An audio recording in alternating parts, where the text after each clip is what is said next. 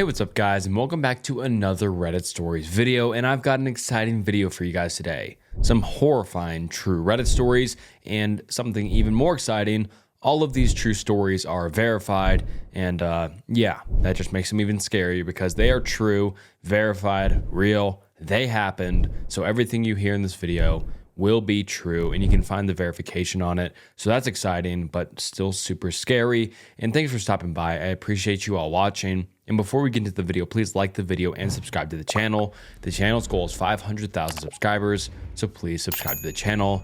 And all right, without further ado, let's get into some horrifying true Reddit stories. My first Tinder experience ended with him in jail. This story is nowhere near as harrowing as some that I've read here, but when I found this subreddit, I knew I wanted to share this experience here. 3 years ago, I tried Tinder for the first time.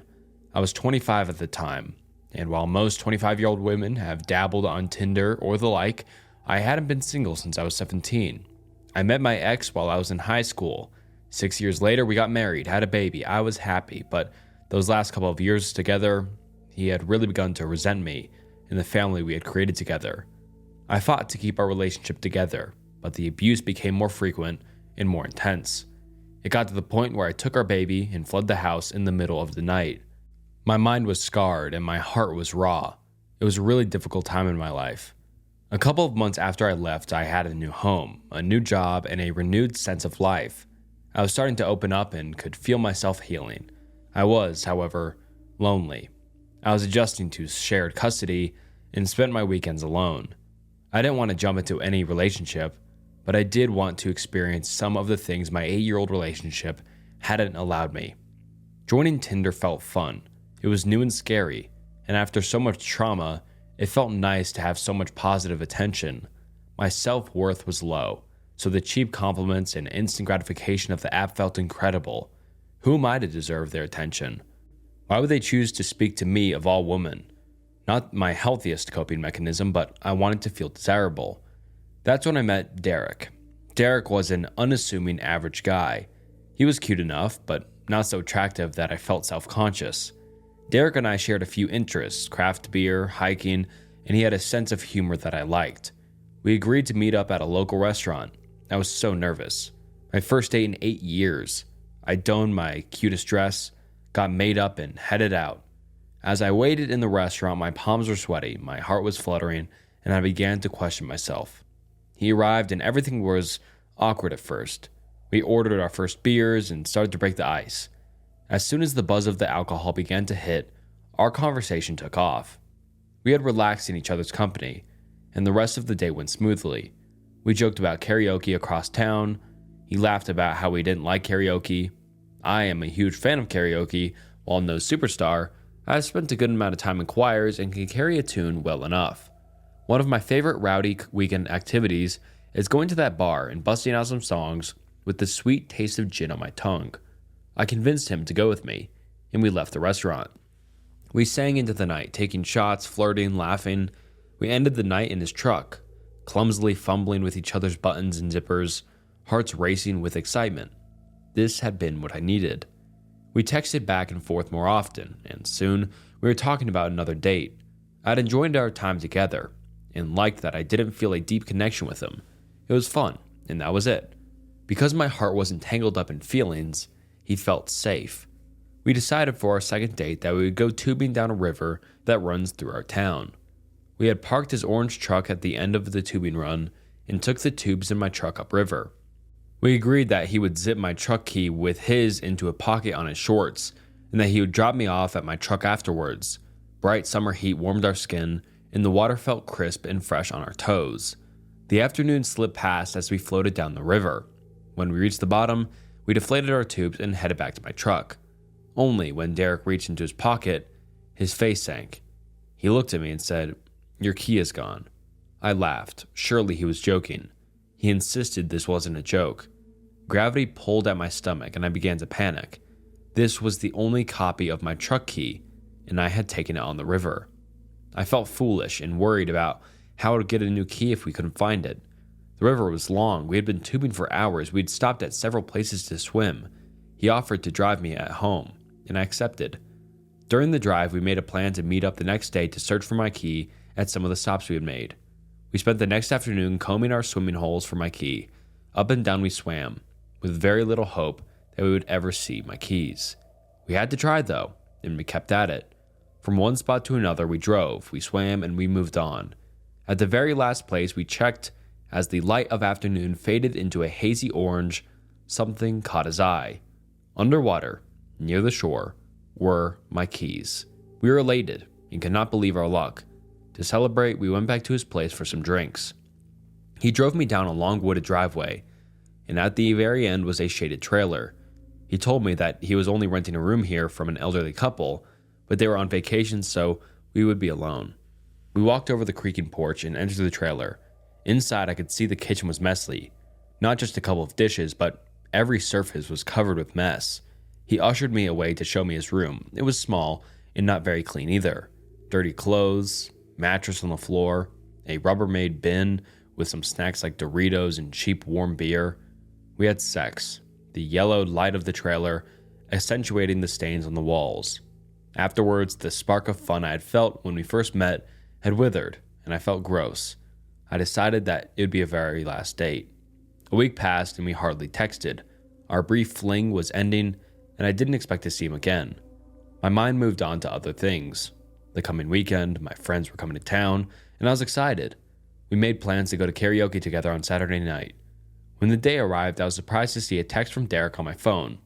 "Are you going to karaoke tonight?" it read. I responded that I was, and he texted back that he would be there. "I thought you didn't like karaoke," I asked him, and he said that he had been invited by a girl he worked with, and thought he should give me a heads up that he would be with a date, in case I was there. I thanked him for taking the time to let me know, reassured him that I wouldn't be bothered at all, and said that I hoped he had a great date. Around 9:30 that night, my friends and I arrived at the bar. The dim lights and reflective foil stars, an all too familiar scene. We got our drinks and picked a booth with a good view of the stage. I had a strange sensation, like someone was watching me. I turned my head, scanning the bar, and our eyes locked. Derek and his date were a few booths away, and he was watching us. He waved zealously with a big smile.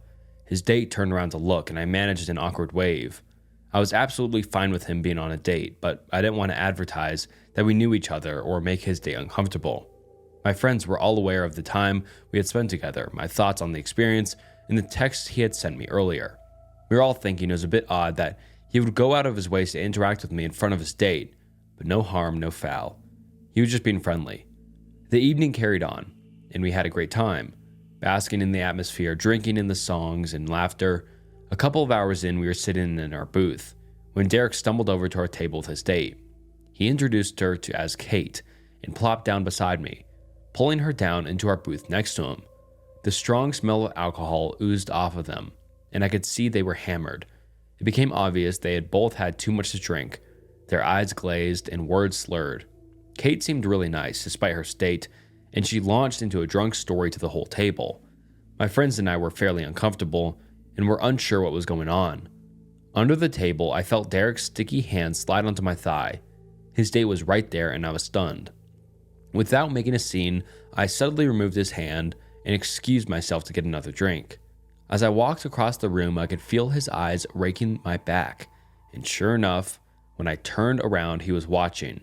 When I got back, Kate was slurring that her taxi had come. She and Derek exchanged a sloppy kiss and goodnights, and then it was just us and Derek. Derek's mood shifted after that. He was drunkenly unaware of how uncomfortable the table was, and we could tell he was brooding about his date having left without him. Derek turned his attention to me. He slung his heavy arm over my shoulder and leaned in, his sour breath managing to come together to form clumsy sentences. "You're so cute. I love your laugh." I was rigid and just wanted him to leave. When he got up to get another beer, my friends and I spoke about the situation. One of them remarking, "You know you can do better than this, right?" I said yes. As casual as this had been, I made a mistake. We came to the conclusion it would be best if we ended the night early, as we didn't see him leaving me alone. As a backup plan, if anything went south, we agreed that the girls would go to the bathroom and leave out the back door, while our male friend would distract him and slip away. Derek arrived back at the table, sloshing his beer onto his front. He slurred, "Where are we going next?" I hesitated, but my friend told him that we would be going all home. Derek said he would walk us there, and we politely declined. He was leaning up against a wall and barely holding himself up at this point. We asked him how he was going to get home, and if we could call him a cab. Derek drunkenly pouted that he could just come to my place with me. Trying to shut him down as politely as I could, I told him that my child was there with a sitter, so I couldn't have him over. He didn't need to know that wasn't true.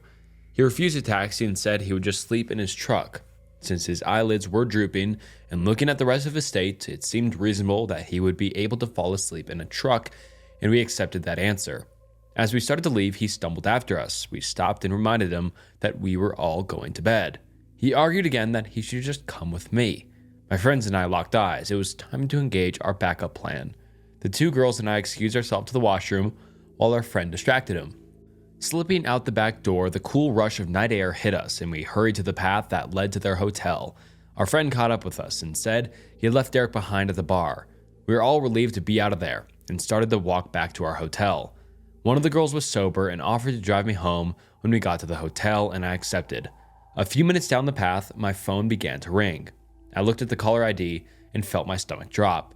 It was Derek. I turned the volume down and let it ring, and to my surprise, he left a voicemail. I turned on the speaker and played it out loud. Derek's voice sounded confused as his words melted together into the phone. "Where are you guys? I thought we were all going to hang out. I don't understand." We all glad we had left and agreed that this had been wild. That's when the phone rang again. Another voicemail popped up on my screen. In the dim light of the trail, I played the new voicemail aloud once more. His drunken speech was more intense this time, as he launched into how he didn't understand why I had left. I had hurt his feelings, and he was in love with me. The tone of his voice shook me when I heard him say, "I love you." There was something dark and heavy about it that left me feeling unsettled. We were all creeped out, but happy to see the bright sign of the hotel ahead. We traveled the carpeted hallway to their room so my friend could grab her keys to take me home. As we entered the room, my phone began to ring again. This time, the voicemail sent shockwaves of fear through my body. Derek's voice had taken on an edge as he repeated that he loved me, but he was actually really fucking mad at me for leaving him at the bar. He went on about how I could do that to him. He didn't know what he was going to do. His voice shook with anger as he stumbled over himself, expressing how I had betrayed him. The last thing he said before hanging up echoed in the hotel room. "You know, I'm really starting to fucking hate you." This guy was unhinged and I was terrified. I was grateful this side of Derek hadn't shown up when we were alone in his secluded trailer. My friends gave me a hug and told me to call them if I needed anything, and to keep them updated. My friend took me home, and as I unlocked the door and stepped into the comfort of home, I felt exhausted. It had not been the night out I expected, and Derek's erratic behavior had really freaked me out. Fresh out of an abusive relationship, his actions at the bar, then the voicemails rang some all too familiar bells. That's when I saw the headlights. It was very late for anyone to be driving down my street. I peeked through the curtain, my blood ran cold, and I trembled. Sitting in the cab of his orange truck was Derek. Mind racing, I panicked. This dude could barely hold himself up when we left. He was blackout obliterated. How did he drive across town to my house? How did he find me? I immediately remembered the other week when he dropped me off after his key was lost. How could I have been so stupid? I barely knew him. We had only met 3 times. Derek's face was stony and etched with rage. As he sat in the dark cab staring at my house, he wasn't getting out.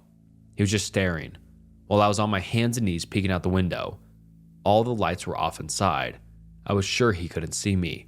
Then, the screen on my phone lit up. He was calling me again. I quickly hid it so he couldn't see the light. Hand shaking, I played the voicemail as quietly as I could. Derek only said one thing this time, a phrase that sent terror shooting down my spine. In a drunken sing-song voice, almost taunting me, he quietly said, "Where are you?" Click.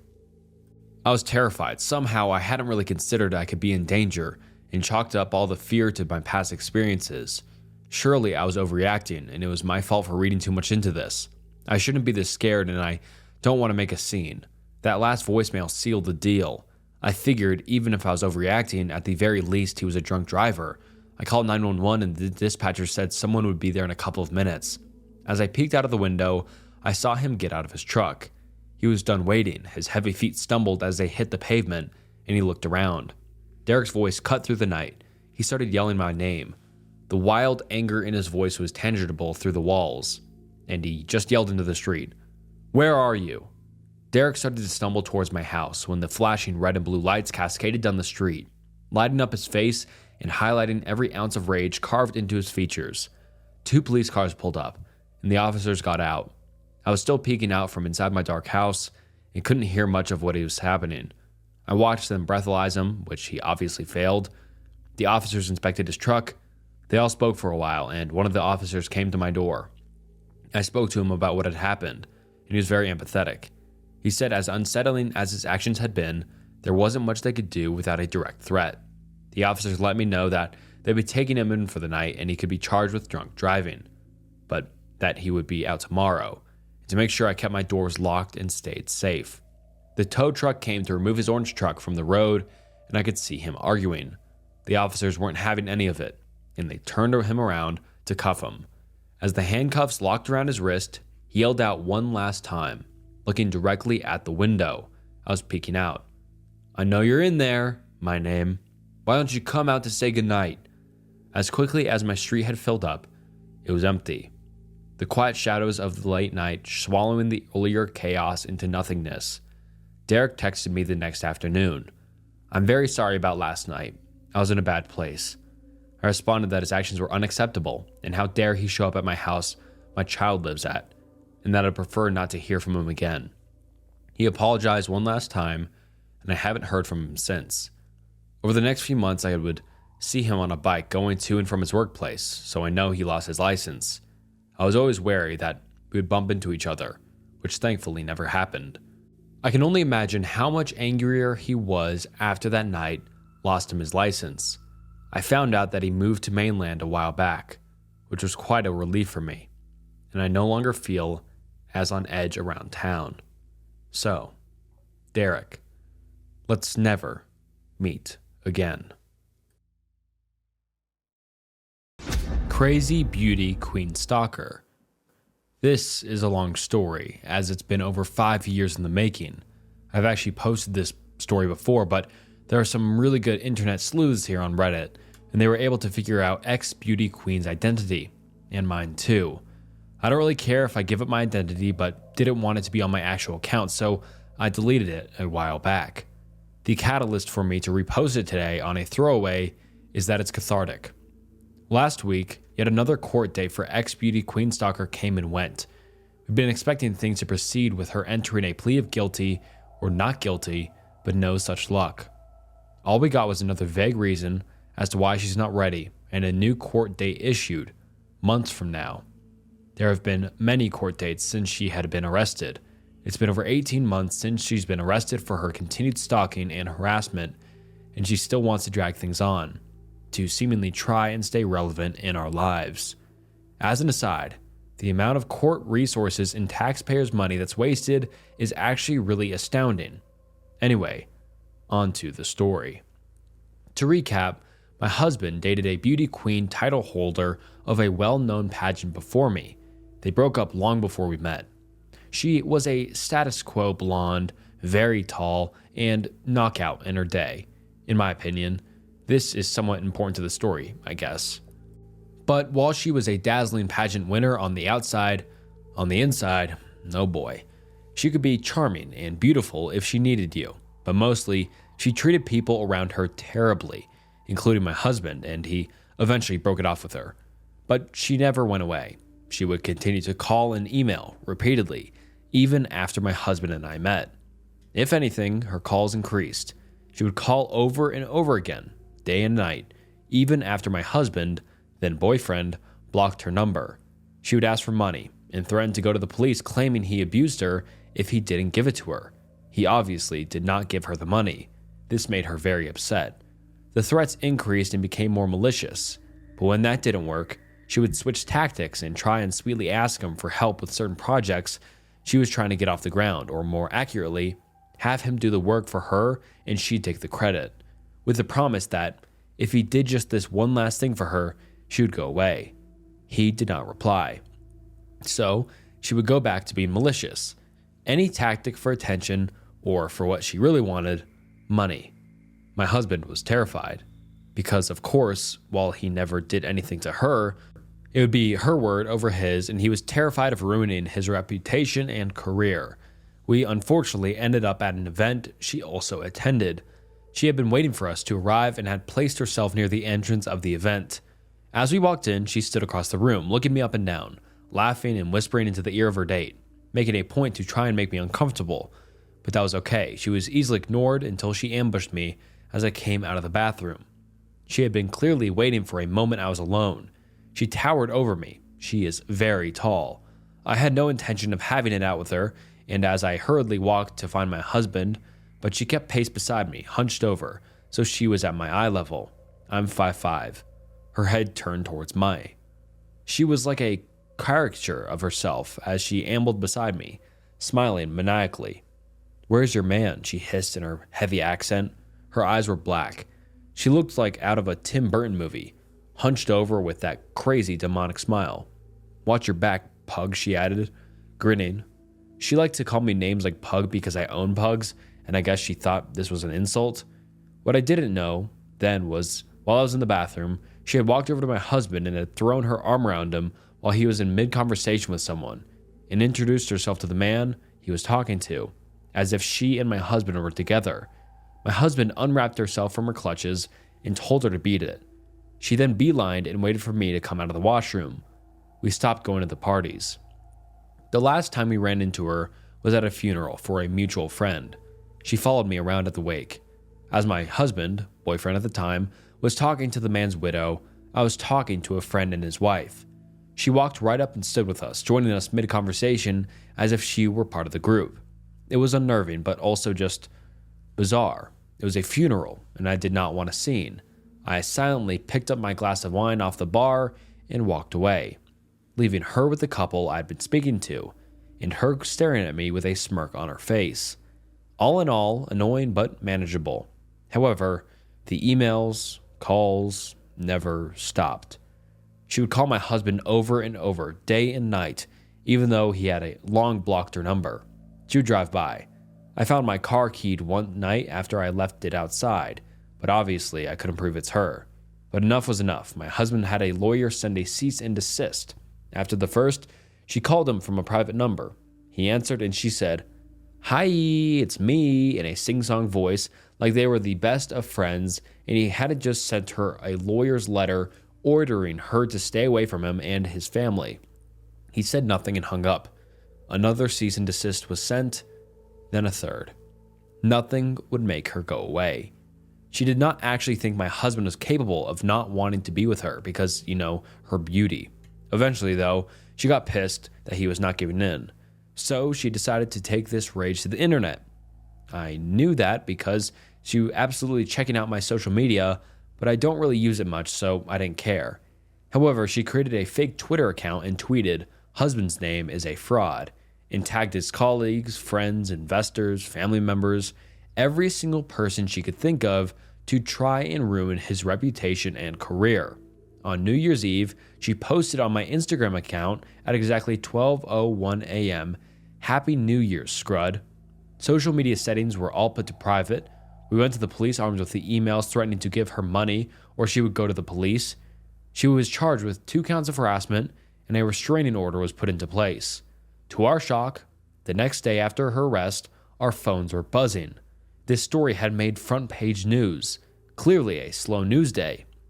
Her day in court came right before COVID. We arrived at the courthouse and sat down. She walked in. We were shocked by her appearance. Actually, shocked is an understatement. She was unrecognizable from her former self. Gone was the statuesque, dazzling blonde. She had apparently shaved her head and was wearing a short, ratty brown wig. She had gained about 80 pounds, give or take, and was now sort of hunched. With her height and new girth, she looked like a linebacker. To add to her new look, she wore a bulky Browns men's overcoat and a scarf tied over her wig, like a babushka. My immediate thought was, her outside now matches her inside, but it was her eyes that I noticed the most. About a year earlier, we had shown a photo of her to our kids so that if she ever had approached them, they knew to run. At the time, my son, who was young, commented that she had mean eyes from the mouth of babes. Maybe it was that she had changed so much physically overall, but her dark eyes had narrowed into deep black slits. As she scanned the courtroom and saw us in court, she would turn around every so often to look back at us and glare. She would then whisper in her lawyer's ear and laugh as if she were having a grand time. She had a pair of big, round, cheap sunglasses that she would put on and take off intermittently. When she addressed the judge, she put them on, and he asked her to remove them. We thought she was putting on a brave face and treating it all like a joke, but we were about to find out that getting arrested wouldn't slow her down. The restraining order didn't seem to faze her at all. If anything, it angered her more. From then on, every day, night and day, she would post from multiple fake social media accounts, posting photos of myself, of my husband. She would put up my husband's photo with the caption, pedophile, or other terrible names that included racist and transphobic comments and captions. To give you a slight idea, she posted altered pictures of my husband, photoshopped to look like he was wearing heavy makeup and referring to himself as a pre-op transgender. She posted altered and unflattering photos of myself. She called me old, ugly. Those are the G-rated ones. Listen, I am no beauty queen myself. The name calling, while obsessive and gross, wasn't what bothered me most. Although I'm not gonna lie, seeing hundreds of photos of myself on her fake Twitter account calling me ugly and obsessively pointing out every single perceived flaw did succeed in getting me down at times. Why did I keep looking? Because it was like getting a glimpse into her unraveling mind, just in case it was a clue of what she was capable of thinking or doing next. Because it wasn't her insulting posts that fazed me. What bothered me most were the sinister captions. Keep an eye on your kids because I'll be watching. Or why don't you plant some flowers in your front yard? Or be good to your kids because you never know what could happen. How's your Uber Eats order? She would post pictures of me with an arrow directed to my head, which I perceived to be a gun to my head. She posted pictures of my husband's workplace, which she was not allowed to be within 2 blocks of in accordance to the restraining order. But the police said that this could just be a picture she took from the internet. Sigh. She posted Agatha Christie quotes like, every killer is usually someone you know well, or your end is near. Her Twitter profile banner picture was taken from a movie poster and said stalker, like she was in on the joke. We called the police again, but they said there wasn't anything they could do since she didn't explicitly tag us. I took screenshots of everything. Many of her posts were nonsensical, but most were photos posted of us on this fake account, all altered with derogatory or ominous captions, but we couldn't get her shut down. I became anxious anytime my kids were outside shooting hoops in the driveway. My elderly mother wouldn't take the baby out in the stroller, she was too scared. It affected all of our lives. Life became dramatic. Ex-beauty queen would taunt us with, catch me if you can. She posted close-ups of her dog's genitals or a piece of her dog's shit with my name beside it. The implication obvious. It bothered me now she had a dog, since I don't think someone like her was capable of caring for anything living. Then the call started back up, this time to our home line. Yes, we still have a home phone, lol. Bitch, and then a hang-up. Karma will get you. And then weird chant-like calls as if she was reciting a spell. Sure enough, she posted photos of a pentagram and candles as some sort of altar and the caption, ring ring. Finally, the police asked us to come in and give video statements. We gave them a drive containing thousands of screenshots of posts she had made. They arrested her again and charged her with 2 more counts of criminal harassment. My husband is angry at this point, but as a mama bear, I just wanted to get this over with. She mentioned the kids frequently and ominously many times in her online rants, also calling them rude names, which I won't repeat here because there are the things that upset me the most. The judge also issued a social media ban for her. By the time she was rearrested for the second time, her fake Twitter account, which was literally mostly insults or references to my family, had 16,000 tweets in a 3-month period. She has no followers, so they were just to herself. The peace sites I have been continuously being tagged on stop. Things quieted down tremendously, but I still get follower requests that I believe are her. But at this point, we are all on edge. I kid you not, I felt weird walking into my kitchen at night to make a sandwich, feeling creeped out that she was outside watching. I put nothing past her, as nothing is more dangerous than a desperate woman who has nothing to lose, which, by the way, was one of the quotes she posted. I don't know what is wrong with her. I believe, from what I've researched, she is a malignant narcissist. Perhaps some other mental issues at play here, but I can say she was a terrible person long before she decided to try and make our lives miserable. Crazy beauty queen turned stalker, I would love nothing more than to never meet again. But if going to court helps you stay away from us forever, then bring it. As an aside, I wanted to mention that we heard from a reliable source that after my husband broke up with her, she allegedly became known to police for other reasons. While my husband dodged a bullet regarding her threats to go to the police saying he abused her, apparently other men have not been so lucky. Since I can't post pictures, I'll leave you with one of her posts. One that may not make much sense, but to us, it was a statement to let us know she enjoys this drawn-out court process. Many of her posts are in her native language, so this is translated. Violent woman, and the cruelest, never answer questions. They like to continue the misunderstanding indefinitely, so I seek to contact people only in order to torment them.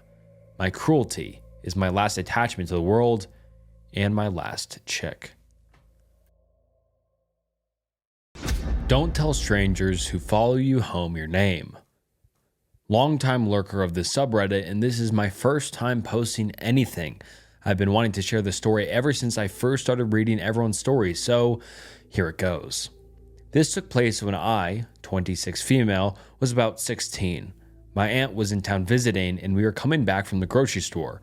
We were driving back to my mom's house. My parents are divorced, and she lived way out in the country. Like, it's a 10-minute drive from anywhere. We pull up our driveway and a red car pulls in behind us. My aunt and I stay in the car and the man approaches the driver's side door. I can't rightly tell you why he looked like a creep, but he looked like a creep. Very pasty skin, eyes that were staring too hard, just overall weird. He claims he is lost and looking for his way to a fitness center in the town next over. The exact fitness center that is about a minute away from where the grocery store is, i.e. the opposite direction of where he just came from.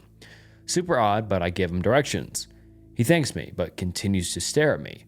He asks if we know each other, and I reply no. He gives me his name, and I, again, repeat no, I do not. A couple seconds of awkward staring, and he just asks what my name is. Well, being an idiot and feeling anxious, I tell him. That was a mistake. He confirms we don't know each other. Oh, really? And heads back to his car, and we watch him leave. My aunt and I agree he was just very strange, but shake it off and take the groceries in. From where we parked, you have to take a little windy path up behind the house to the back door. My aunt goes outside to grab the rest of the groceries, and I settle on the couch in the living room and look outside. Red car in the driveway. My aunt comes upstairs and said the guy was almost to our door and claimed he forgot the directions. My aunt curtly told him right, left, right, and told him to leave. The directions were truly that simple when following the main roads. I'm freaked, she's freaked, but we never see him again. A month passes and I'm chilling at my dad's and posted something like, I'm bored at my dad's house. Who wants to chill on Facebook? Guys, always set your page to private. Several minutes later, I get a message from the same guy asking if I wanted him to come over. I'm home alone and understandably terrified. I immediately block him and tell my dad, who goes to one of his cop friends to see if they know anything about this guy. Well, this man was kicked out of a local university for stalking and had 2 other counts of stalking on top of that and a restraining order. Yikes. Another month goes by and I'm in study hall with a friend and he's telling me about this guy who was stalking his older sister. I don't remember the specific details, but it was definitely the story of someone being stalked. The craziest part was this stalker almost drove this girl's brother off the road in an attempt to get him to pull over.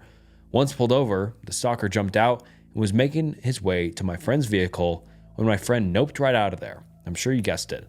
But the stalker and the creep I ran into were the same person.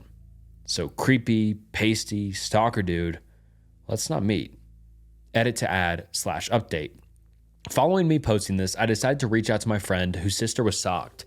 He asked if I had heard about last summer, and apparently he was arrested for attempting to kidnap 3 different women within an hour, failing on all attempts and almost running over the last woman's father who was with her at the time. I confirmed it via news article. I'm still pretty floored by it all. Psycho Uber. A few weeks ago, me, 23 female, and a friend, 24F, planned to go to an event together.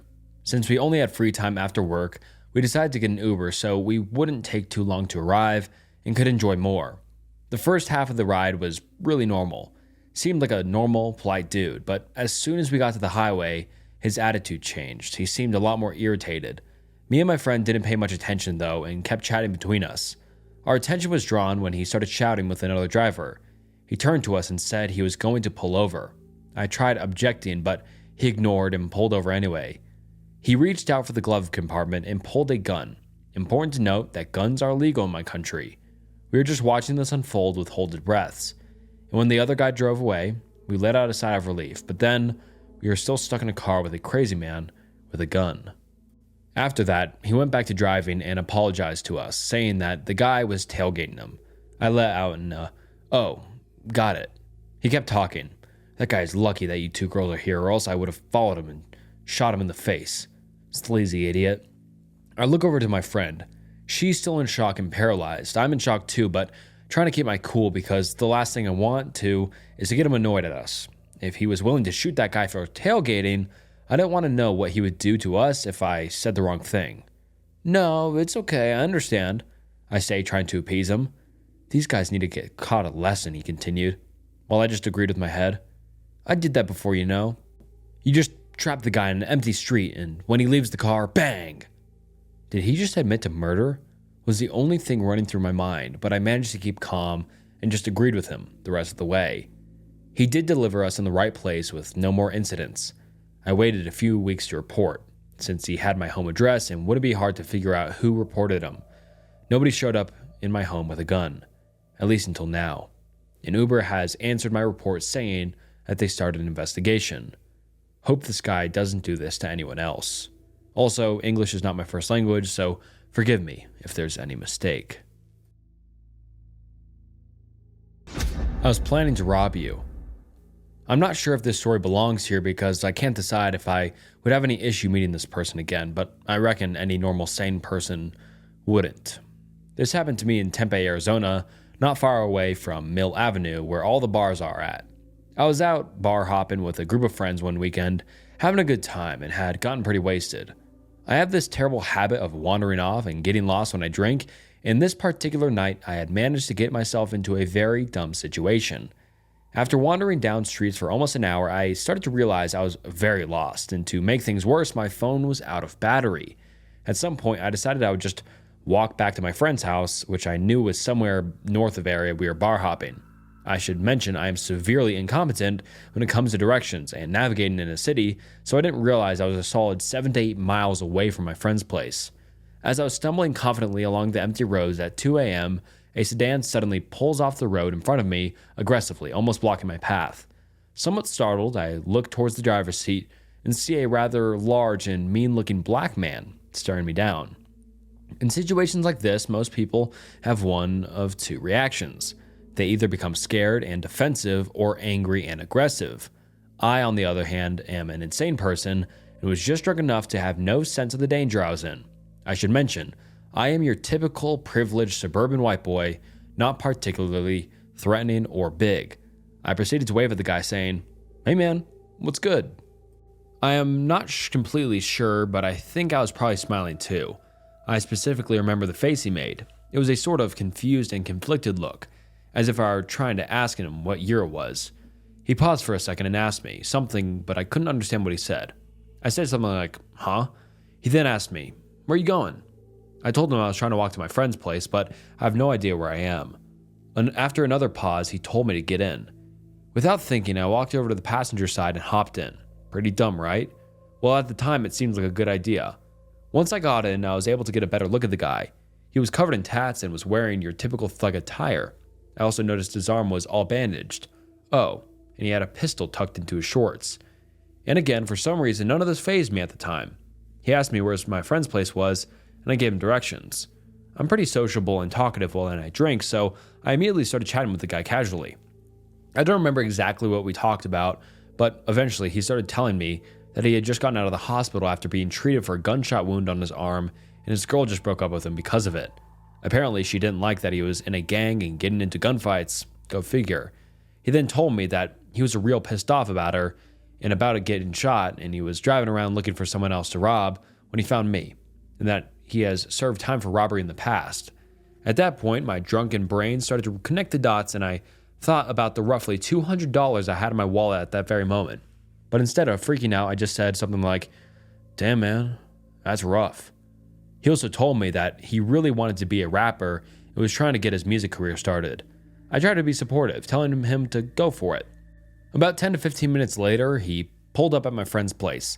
Now, this is when I should have gotten out of the car and told the armed man thanks for the ride, but again, I'm an insane person and felt like I owed him one for taking me all the way here, so I asked if he wanted to come in and smoke some weed.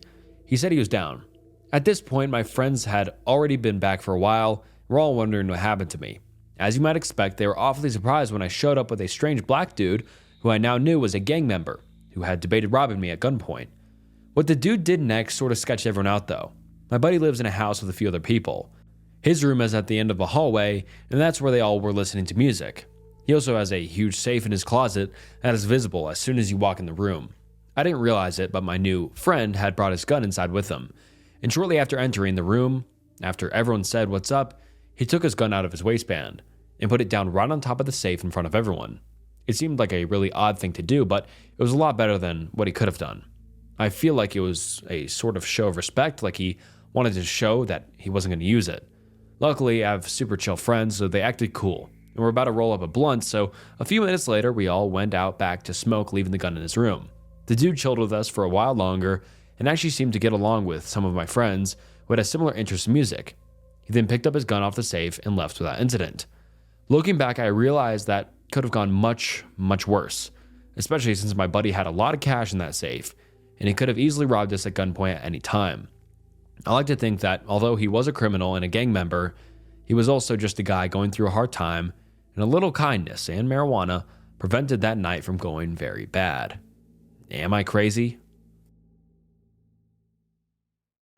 Why I'm scared of homeless people.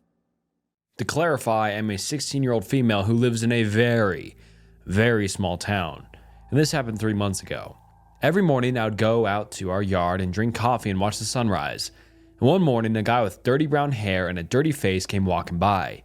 He waved at me while I sat there, of course. I didn't want to be rude, so of course I waved back. This continued for about 3 weeks until one afternoon while I was playing with my dogs outside and saw him just standing there, watching me. Of course I waved, but I never saw him this time of day. He waved and then just walked away. I didn't think much of it because I was stupid. Then the morning I'll never forget ever. I was sitting outside and as he always walked by, but as I waved at him, he came to my gate. I froze. We started small talk and slowly I started to get up, scared. He told me to wait and I stupidly waited. My dog started barking at him and he said, agitated, "Your dogs are very mean." When I tried to get in, they wanted to bite me. I stood there and wanted to cry. Then he told me, I'd rather stay safe and keep by my pets. And I shit you not, he pulled out a fucking rat from his pocket. A dead one. I ran, and since I've never went outside during those times. So creepy homeless guy, let's not meet ever again. Man waited for me after my friend's shift. I, female 23, stayed with my friend, also F23, for a couple of weeks in the town I grew up in. She works at a restaurant. Without giving too many details about the location, it's a plaza with a river nearby, a movie theater, restaurants, and boutiques. We entered through the parking garage, which has 3 stories, both elevators and stairs. This is important. She had a 6-hour shift, so I decided to do some shopping, listen to music, and walk around before eating at the restaurant my friend works at. I was sitting at the bar on the corner alone, listening to music. A bigger man approached me.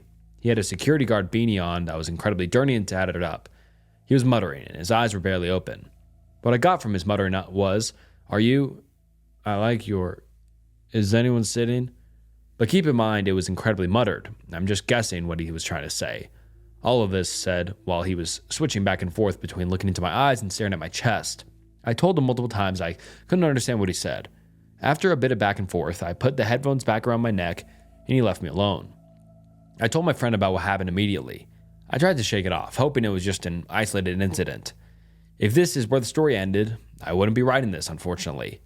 About an hour later or so, I see someone approach the bar to my left, out of the corner of my eye, and I felt their eyes on me. I didn't look, but somehow I knew it was him. My heart started beating really fast. I texted my friend and told her I felt really sketched out. I wanted to believe that I was misreading things and was just letting anxiety get the best of me, but I couldn't shake the feeling.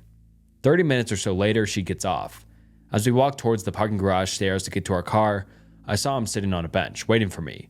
The benches aren't super close to the elevators, they're closer to the restaurant if anything. The second I spotted him, my blood ran cold. He saw us walking towards the stairs of the parking garage and started running towards us. I was face to face with him by the time we got to the top of the stairs. We booked it back to the restaurant and used the employee elevator to get to our car, and an employee escorted us to the car as well. The employee told us there are a lot of cases of homeless people who walk around the restaurant, so I presume he was homeless and just walking in and out of restaurants until he saw me. I'm incredibly thankful I trusted my gut, and that I saw him. I don't know what would have happened to us if I didn't see him at first, but I don't want to find out. To this stranger, let's not meet. Online fan turned stalker. I've never posted to the subreddit before, but after working with authorities, I feel safe enough to share my story. For context, I, female 20, started an OnlyFans account over the summer to support myself through school, and things were great until I posted my Amazon wish list. Amazon doesn't release your address to people who gift you items, but third-party sellers can, and that's where I went wrong. By the way, not trying to promote it here, this is a very frightening story, and I felt like it should be shared. In late July, I got a puppy. One night, around 2 a.m., I took him outside to go to the bathroom. While he was doing his business, I noticed a car parked outside my family home. I saw a figure in the car and could tell they were looking at me, but I couldn't make out their face because it was pitch black outside. Feeling a bit uneasy, I picked up my puppy to take him back inside, and when I started to move, the car parked in my driveway. I sprinted back inside and locked the door, but they never approached my house. The next morning, I went to check the mail. There was an envelope addressed to my OF name with $20 in it, but no note. I was currently still at home with my parents who had no idea about my OF account, so I didn't mention it to them. A week later, I moved back to my college town to get ready to start school. At this time, I had stopped posting for the time being until I could figure out how they got my address. I've watched enough crime shows to know there's a possibility I could be in danger. I live in a duplex with a gated parking lot, for reference. One morning, I was planning on vlogging my trip to Target because I was planning on starting a YouTube channel in the near future since OF felt unsafe. When I got to my car, it had been ransacked and my vlogging camera was missing.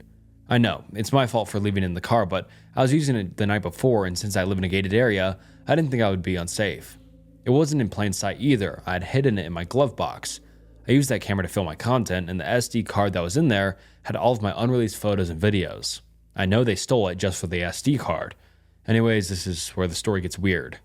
There are cameras outside in the parking lot, so we were able to watch this person break into my car and find the camera.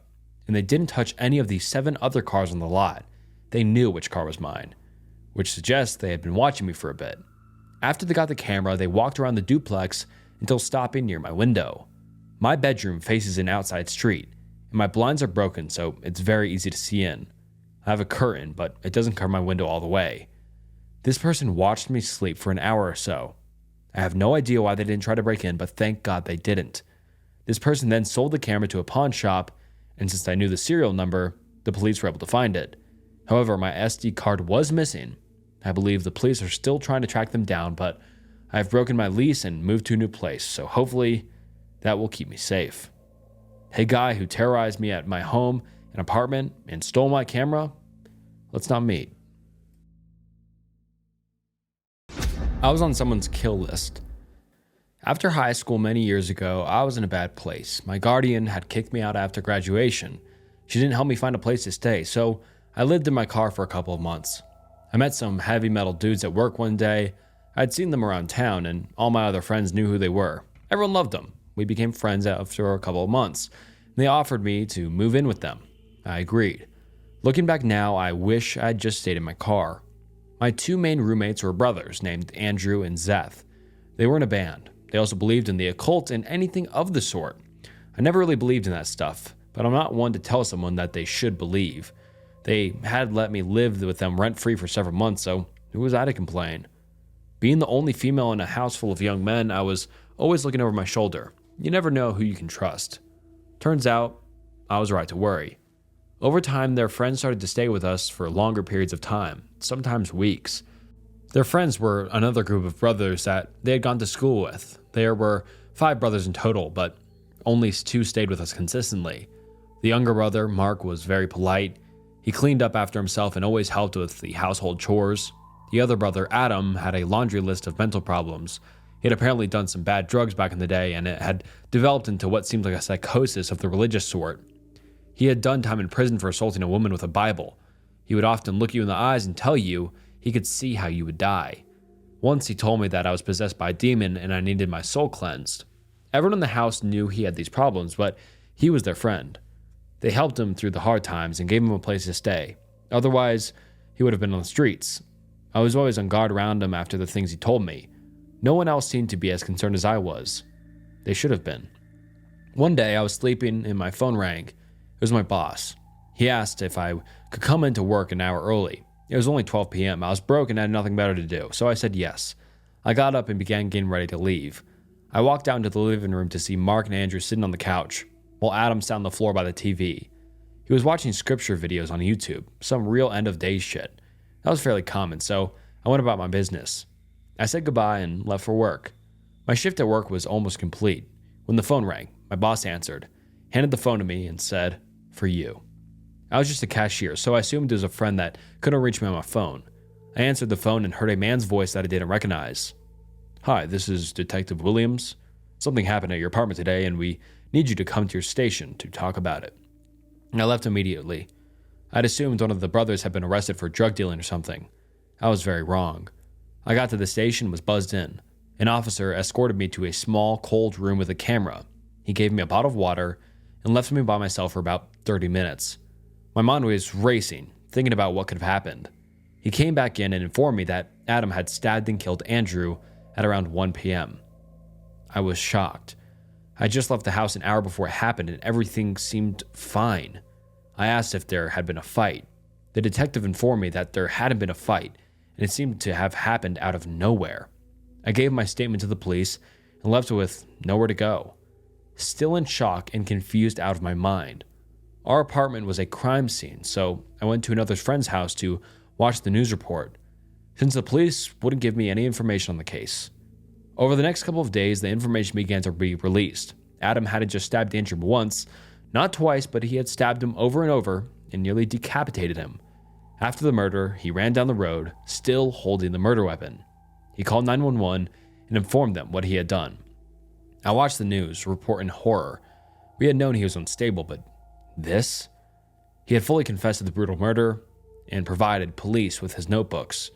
He had apparently been planning to murder all of his brothers, my roommates, and me.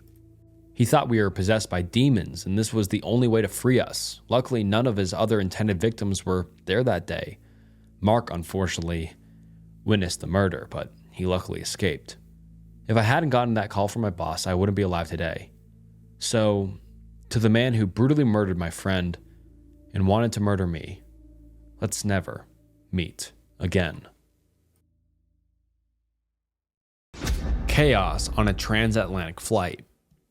This was a long time ago, so the timeline might be a little bit off and some details are fuzzy, but I've written it out exactly as I recall it.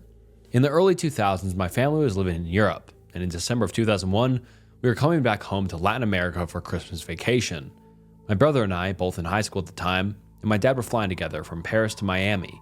My dad was seated in business class while my brothers and I were in coach, sitting in the middle 2 seats of the middle row. The flight was pretty normal at the first, absolutely nothing out of the ordinary. About 4 or 5 hours into the flight, I was reading a book, almost dozing off, when I heard a woman start to repeat the word no, over and over. At first it was really quiet, almost inaudible, but it quickly got very loud and urgent. Before I realized what was happening, she was screaming, "No, no, no," at the top of her lungs. I looked up and saw a flight attendant a few rows ahead of me to the right, hunched over someone sitting on the window seat. My first thought was that a passenger was having a heart attack or some catastrophic health problem, but her yelling was so unsettling that this couldn't be it. There was a strangely long delay in people's reactions. Nobody did anything. I completely panicked and froze in my seat. My brother, on the other hand, jumped up out of his seat, jumped over the person sitting on the aisle seat to the right, and ran up to see what was going on. He was up there in a matter of seconds, and as he approached, suddenly everyone around us stood up to see what was going on and or try to help. She kept screaming, and right now she was struggling with his passenger. He was really tall, so tall that his whole head was visible over the back of the seat, and he had long black curly hair. My brother came back to our row and said something was wrong, before going up to get a closer look. Passengers close to her began struggling with the guy as well. A bunch of people jumped on him and started pulling at him, and someone in the row behind him even pulled his hair back so hard his face jerked towards the top of the plane. He let out a really loud moan/scream, and then there was chaos. The aisles were so crowded nobody could move, and I saw a fire extinguisher being passed hand to hand from the back of the plane. I immediately thought there was a fire and that we were all going to die. It was an incredibly hopeless sensation to know that there's nowhere to run and no way to escape the situation unfolding in front of you. They passed the extinguisher up to a male flight attendant near the guy, and the flight attendant hit him with the butt of the extinguisher really hard on the face. They started asking for belts, headphones, straps, etc., anything they could use to restrain him. My brother took off his belt and gave it to them, and they wrapped everything they could around the passenger's arms, shoulders, and torso, securing him to the seat. I saw the male flight attendant who had hit him with the extinguisher carry a pair of large black tennis shoes to the back of the plane, which at the time seemed kind of strange, but I didn't think much of it. The flight attendants asked if there was a doctor on board to sedate the guy. People kept asking if there was a flight marshal on board, but nobody came forward. I can't remember exactly how or when things calmed down, but eventually, everyone was told to return to their seats. A small group of the people that helped restrain the guy were asked to keep guard on a rotation. There were always at least a few people sitting behind him and or next to him, keeping an eye on him. I think there was even someone behind him holding a fistful of his hair for the rest of the flight. The pilot announced over the PA that there had been a security breach. I can't remember exactly what he said, but it was vague, and that we were being diverted to Boston Logan Airport. He said they didn't know if the person was working alone, so get to know your neighbor. We were in the middle of the Atlantic with maybe 4 more hours to go before we could land. Things were a bit ominous and tense, but for the most part, everyone was friendly and in a pretty good mood. Nobody knew what had actually happened. We weren't allowed to get up from our seats, and if you had to use the bathroom, you needed to call a flight attendant to escort you to the lavatory where you weren't allowed to lock the door. I remember a grumpy old Frenchman a few rows from us got really annoyed after a while and kept getting up without permission just to annoy the flight attendants. They were not happy. After a while, they put on a movie, Legally Blonde, to distract passengers. My brother and I went up to business class to talk to my dad. Apparently, they didn't hear the extent of the chaos back in coach. They were all going about business as usual, pun intended. A few hours later, as we approached the US, we saw fighter jets outside of the windows on both sides of the plane.